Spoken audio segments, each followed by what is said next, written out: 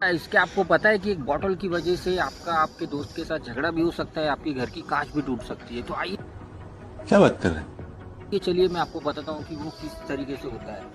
तो गाइस ये देखिएगा, मेरे पास आज ये बॉटल है। ये बिस्लरी की बॉटल को अगर आप देखोगे तो ये एक साधारण सा, इसमें कोई भी पानी नहीं है और कोई भी हवा नहीं है इसमें। तो खाली इस बिस्लरी की बॉटल को हम थोड़ा सा ढक्कन उसका लूज करेंगे, इसमें की थोड़ी हवा हम बाहर निकालेंगे एंड इसके बाद इस बॉटल का जो ढक्कन है इसको थोड़ा सा हम टाइट करेंगे एंड इस बॉटल को हम इस तरीके से ऐसे पकड़ के इसको हम मैश करेंगे।